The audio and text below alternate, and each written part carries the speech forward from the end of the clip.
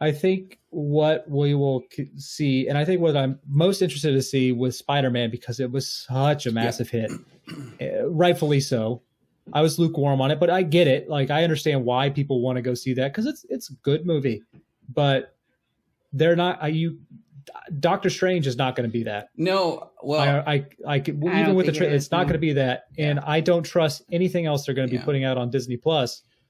So where do they go, and when is that? When do those Yeah. signals actually start to connect? Because we talk a lot of stuff about market signals and stuff like that, need to drive creative, and at some point, Marvel has been good at following those market signals up until Yeah.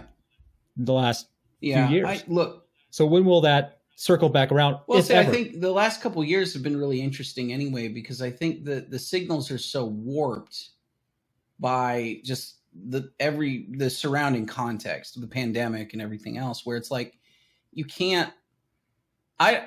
If I were an executive and I'd look, well, we didn't have very many, we have low theatrical turnout on Eternals, right? And I would hope that there's a part of that where you look at it and you just go, well, it wasn't a very good movie.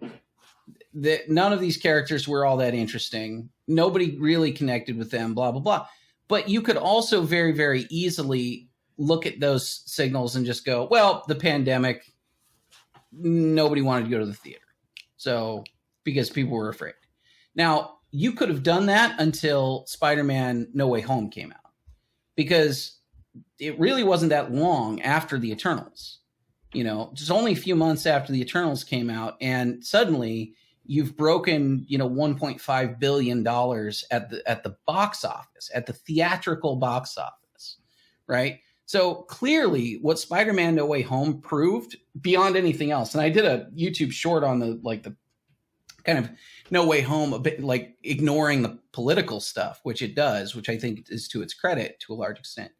But regardless of that, the one thing you absolutely have to accept from that is that the problem with the American box office, like the theatrical industry right now, movie theaters, people going to theaters, the problem is not the pandemic. The problem is the content.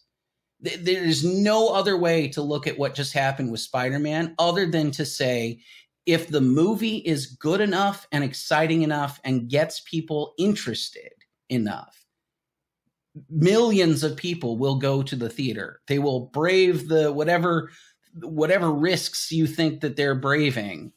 They will leave their homes and go to a movie theater and go see this, because Spider-Man just proved that they'll do it. But that's a hard lesson to learn for a lot of people and for a lot of studios, because you've got to come back and actually acknowledge that, like, up until now, all of these other movies that have come out and bombed, Black Widow and Eternals and Jungle Cruise and whatever else, right? They're just not good enough. They're not good enough to get people excited to leave their homes. And so, that's probably going to be a hard pill for a lot of these folks to swallow. Mm-hmm. I think.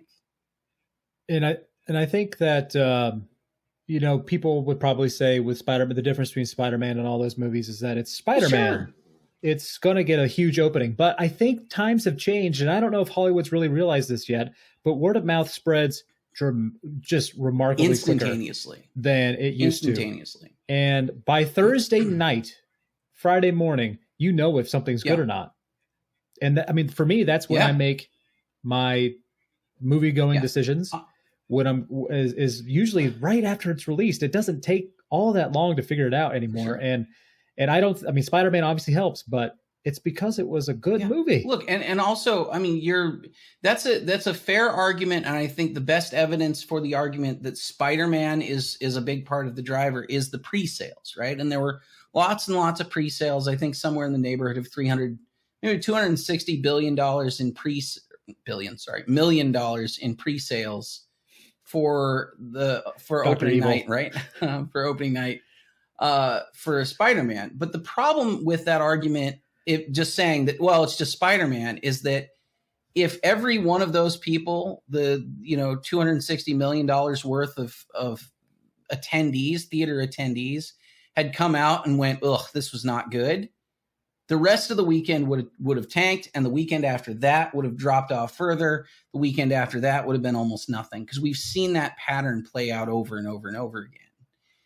And instead, the opposite has happened with Spider-Man, right? Like, you've seen holding steady, and each weekend for the last several weekends has been enormous box office. And now, that's, again, how you have a movie that's out for, less than a month now, and it's made $1.5 billion at the box office. That's how you get that. But you're right. I think, like, the word of mouth piece is the critical thing.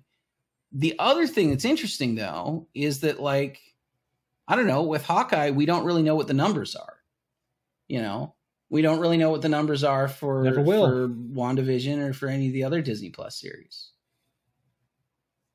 It's hard to say. I think the best way to judge, and this is tough, this is really nuanced stuff, but you have to really look at reaction, online, and actually do a little bit. You can't just look at a box office number anymore with this stuff. But thinking back on WandaVision, it was bordering on what Mandalorian had done, and up until it just missed the landing. And as far as, like, cultural impact,